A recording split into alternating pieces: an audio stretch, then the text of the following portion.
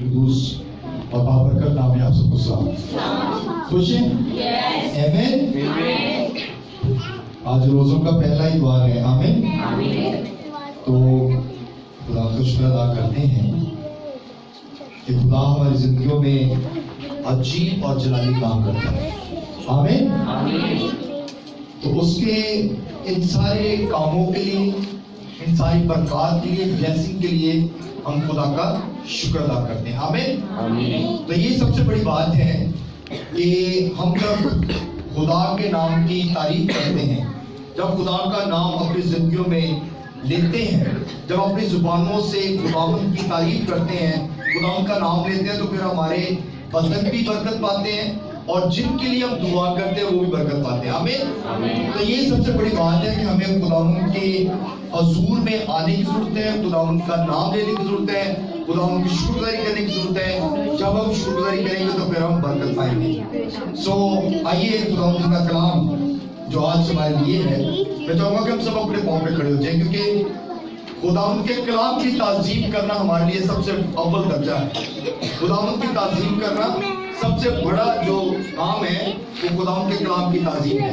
ہم انسان کو ترجیح نہیں دیتے، لیکن خدا کے کلام کو ترجیح دینا بہت ضروری ہے. اگر خدا کے کلام کو ترجیح دیں گے تو آپ کی زندگیوں میں ضرور برکت آئے گی. آئیے خداوند کا کلام میں سے دیکھتے ہیں مقدس دانیل نبی کا صحیفہ، اس کا 7 باب اور اس کی پہلی 8 آیتیں. جی پڑھیے گا. دانیل نبی کا صحیفہ، اس کا 7 باب اور اس کی پہلی 8 آیتیں.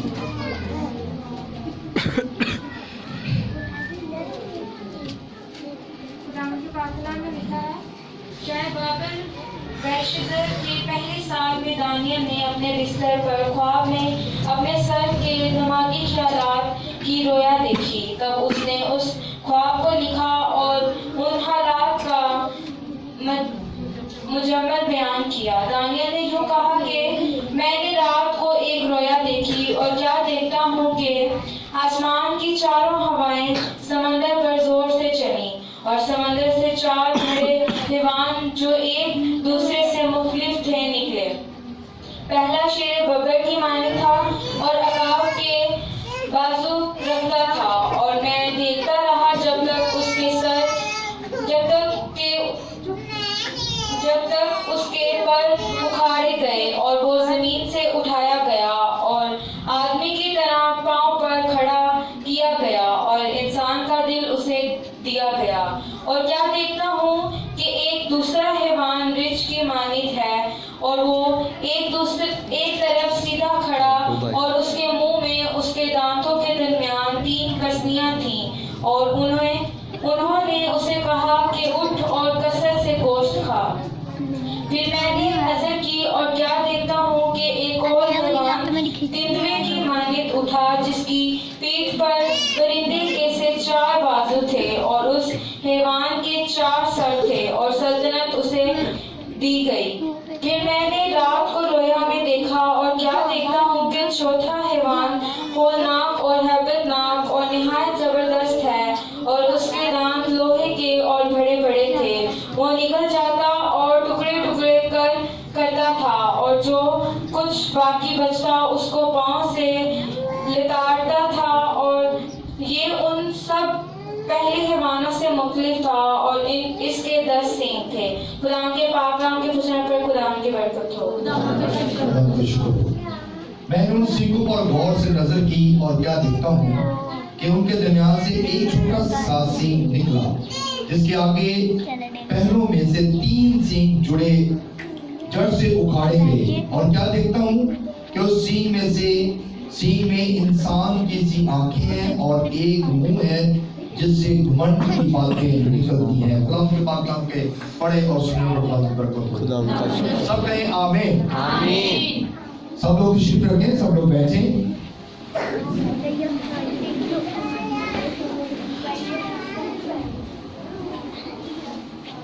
آج ہم دانیل کے بارے میں تھوڑا سا سیکھیں گے. دانیل کی جو رویا ہے، دانیل کا لفظی معنی کیا ہے؟ کسی کو پتہ ہے؟ یاد ہے؟ میں نے بتایا تھا. کسی کو یاد ہے؟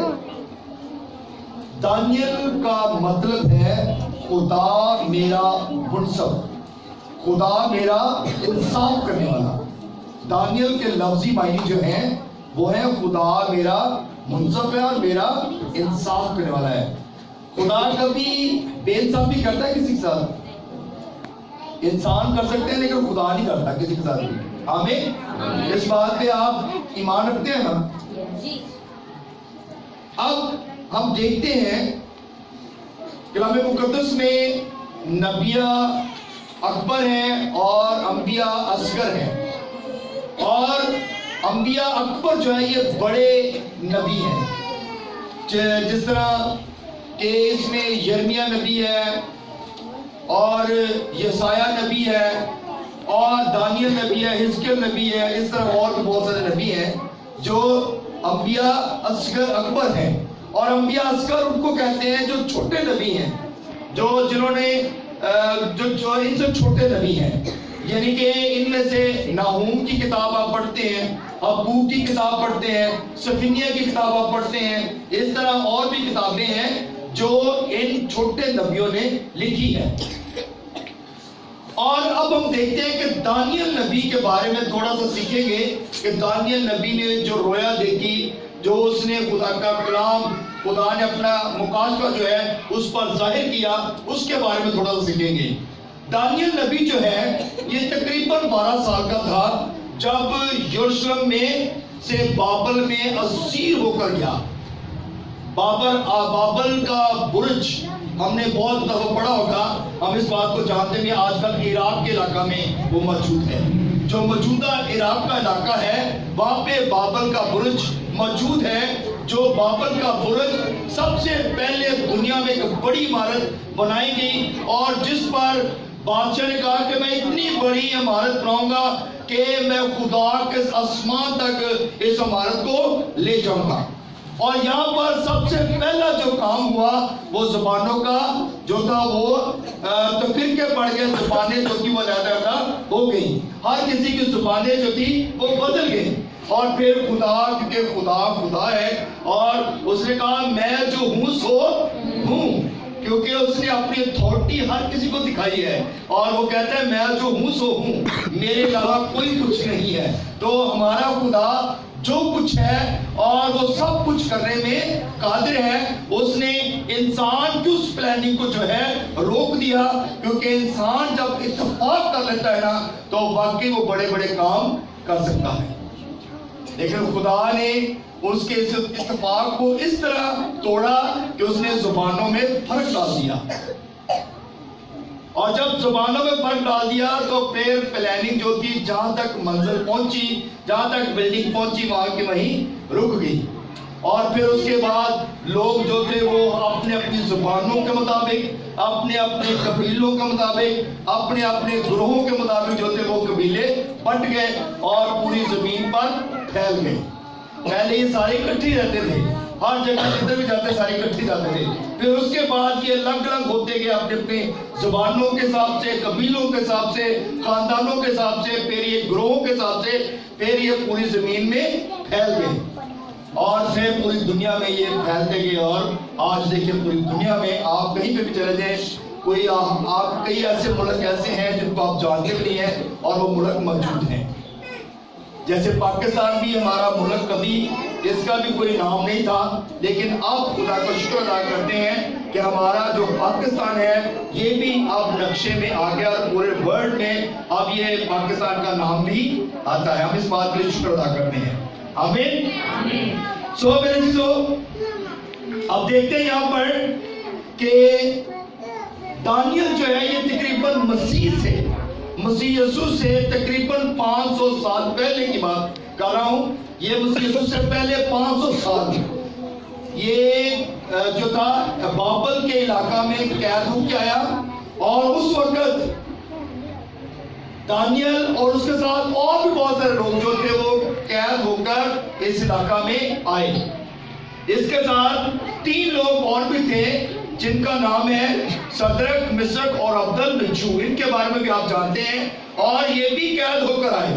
اور انہوں نے جب یہ قید ہو کر آئے تو دانیل نے اور صدرک، مسک اور عبدالنجو 4 لوگوں نے کہا उस वक्त के बादशाह को कि हम तेरी उस नापाक खुराक को नहीं खाएंगे जो बादशाह खाते हैं। हालांकि बादशाह नापाक खुराक खा सकते हैं, कभी हो सकता है कि वो नापाक खुराक खाएं, मगर वो नापाक खुराक ये थी, वो मैनोशी करते थे, शराब पीते थे और भी जो कुछ ऐसी चीजें थी जो वो खाते थे और वो कलाम के मुताबिक नहीं थी, मगर उस वक्त शरीयत नहीं थी, मगर ये चीजें मौजूद थी और उन्होंने इस चीज को कहा कि हमने ये चीजें नहीं खानी। तो जब उन्होंने इस बात को कहा, तो जब उन्होंने मना किया, तो उस वक्त जो उन पर हुक्मरान मौजूद था, जमा किया गया था, जो उन पर लगाया गया था, उसने कहा कि अगर तुम्हारा वजन कम हो गया तो मैं बादशाह को जवाब क्या दूंगा, जो खुराक अब तुम्हारे लिए तैयार है ये तुमने खानी है। मगर इन लोगों ने कहा कि तू हमारा वजन कर ले, हमारे चेहरे चेक कर ले, हमारे टेस्ट करा ले, अगर हमारा वजन कम हुआ या अगर हमारे चेहरे पे रौनक ना रही तो जो सजा तू देना चाहे वो दे देना। क्योंकि उनका ईमान किस पे था? अपने खुदा पे, और उनका भरोसा खुदा पे था।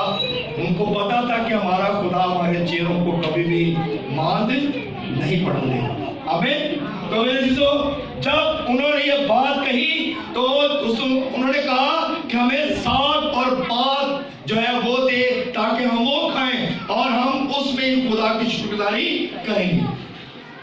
तो जब उन्होंने वो खुराक खाई तो कुछ दिनों बाद जब उन्हें चेक किया गया, 3 साल का अरसा था तकरीबन, तो जब उन्हें चेक किया गया तो उनके चेहरे वैसे के वैसे ही मौजूद थे।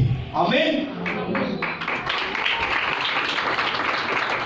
और मेरे चीजों, जब उन्होंने खुराक से इनकार किया, दानियल दिन में 3 बार खुदा के हुजूर झुकता था। कितनी बार? 3 बार खुदा के हुजूर झुकता था, दुआ करता था। और जब वो 3 बार खुदा के हुजूर झुकता था तो वो यरूशलेम की तरफ, हैकल की तरफ दुआ करता था, अपना रुख उस तरफ करके दुआ करता था। और जब वो दुआ करता था तो उसको पता था कि मेरा जो निजात देता है, मेरा जो खुदा है, मेरा जो छुड़ाने वाला है, वो हर वक्त मेरे साथ है। और मेरे दोस्तों, बादशाह उस वक्त का जो बादशाह था, उसने एक मूर्त बनाई, और जब उसने मूर्त बनवाई तो उसने कहा कि जब साज बजे तो जितने भी लोग इस मुल्क में हैं वो सब के सब इस मूर्त के आगे सिजदा करें, और जो सिजदा नहीं करेगा उन्हें जो है वो जल्दी भट्टी में डाल दिया जाएगा, उन्हें शेरों की मांग में डाल दिया जाएगा, उन पर सजा के हुक्म हो जाएंगे। मगर दानियल क्योंकि खुदा का बंदा था और दानियल दिन में 3 बार दुआ करता था और हर वक्त खुदा के आगे झुकता था। और दानियल ने जब खुदा के आगे वो झुका तो कलाम मुकद्दस में लिखा है कि दानियल दुआ में झुका हुआ है और 21 दिन तक वो दुआ में झुका रहा, और 21 दिन उसने ना तो कुछ खाया और ना पिया, बल्कि 21 दिन तक खुदा के हुजूर झुका रहा। और फरिश्ता कहता है, जब 21 दिन के बाद वो आता है, 21वें दिन में आता है, तो कहता है कि दानियल तेरी दुआ जो है वो सुनी गई थी पहले दिन ही, मगर क्या हुआ कि फारस के मोहक्कम ने मुझे रोके रखा, इसलिए मैं तेरी दुआ का जवाब तेरे पास ना ला सका। और फिर 21 दिन के बाद जब 21वें दिन जब जंग हुई, 21वें दिन जंग करके मैंने उस मोहक्कम पर फतह पाई और फिर तेरी दुआ का जवाब जो है वो मैं लेकर आया। हालेलुया। तो मेरे अजीजों, कई मरतबा होता है कि हम दुआ करते हैं, हमारी दुआ पहले दिन ही सुनी जाती है, हमारी दुआ पहले दिन ही खुदा के हुजूर पहुंच जाती है, मगर कई रुकावटें होती हैं, अबलीसी मंसूबे होते हैं। अबलीस नहीं चाहता कि आपका रिश्ता जो है वो खुदा के साथ जुड़ा रहे, और आप जब खुदा के साथ आपकी दुआ का जवाब नहीं आता तो आप खुदा से بھاگنا شروع کر دیتے ہیں. آپ کہتے ہیں ہماری دعا تو خدا سنتا ہی نہیں ہے. ایسا ہوتا ہے کہ ہم یہ کہتے ہیں کہ ہم دعائیں کرتے ہیں, ہم روزے رکھتے ہیں, مگر خدا ہماری دعا کا جواب نہیں دیتا. مگر اس بات پہ ہمیں غور کرنے کی ضرورت ہے کہ ہماری دعا تو ہو سکتا ہے خدا نے سن لی ہے, مگر اس کا جواب آنے میں کوئی ایسی رکاوٹ ہو گئی ہے جس کی وجہ سے دعا کا جواب ابھی تک ہمارے پاس نہیں پہنچا. تو میرے عزیزو, جب فرشتے نے آ کر دانیل کو بتایا کہ تیری دعا جو ہے وہ سنی گئی ہے, اور دارا بادشاہ کی حکومت میں دانیل جو تھا اسے بھوکے شیروں کے آگے بھی ڈال دیا گیا. کیوں؟ کیونکہ وہ خدا کا بندہ تھا, اور خدا کے بندوں پر مصیبتیں پریشانیاں آتی رہتی ہیں. اس بات سے کبھی گھبرانا نہیں ہے. وہ انسان کبھی کامیاب نہیں ہوتا جب تک وہ مصیبتوں کا سامنا نہ کرے.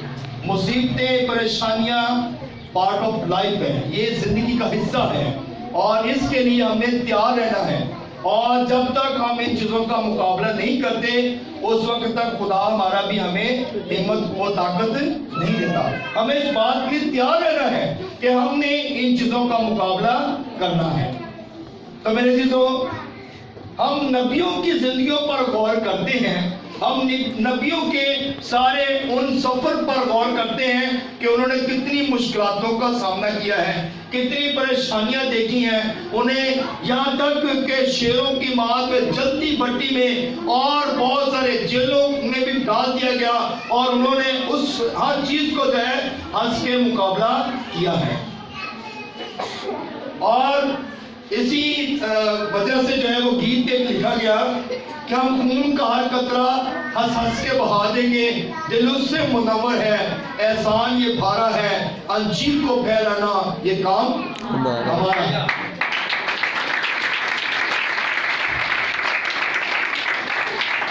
کیونکہ جب آپ انجیل کا کام کرتے ہیں تو پھر آپ کو مصیبتوں کا سامنا کرنا بھی پڑے گا, پریشانیوں کا سامنا بھی کرنا پڑے گا. تو جب آپ انجیل کی منادی کے لیے یا آپ چرچ کی خدمت کے لیے آتے ہیں تو آپ اس بات کو کبھی آسان نہ سمجھیں کہ ہمارے لیے بڑے آسان ہو گیا سارا کچھ, بلکہ آپ مشکلوں کے لیے تیار ہو گئے ہیں. آپ مشکلوں کے لیے تیار ہو گئے ہیں. آپ پر مشکلاتیں جو ہیں وہ اب آئیں گی, مگر اس کے لیے قوت طاقت کہاں سے آئے گی؟ آسمان سے. کیونکہ وہ ہر مصیبت کا, ہر پریشانی کا مقابلہ کرنے کے لیے ہمارا خدا ہمیں وہ طاقت بخشتا ہے.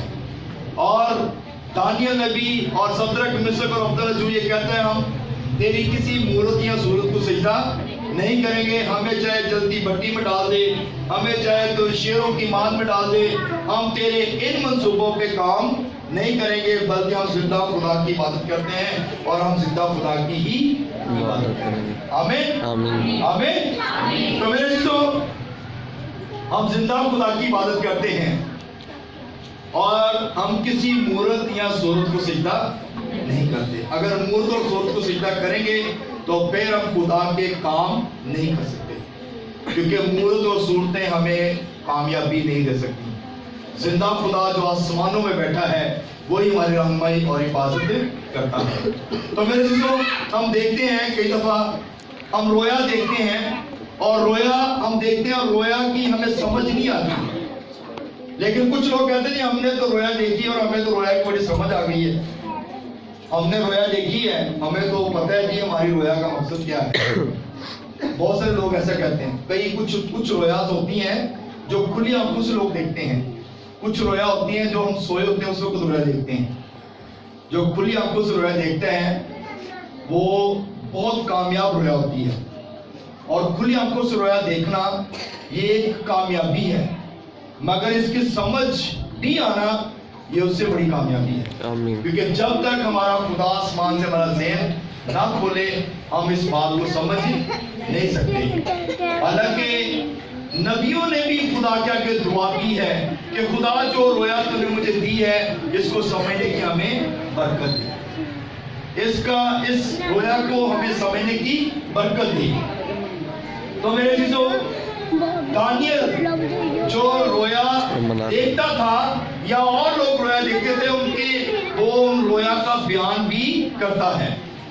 और खुदा जो है, दानियल जो है वो खुदा से प्यार करता है और खुदा भी दानियल से प्यार करता था।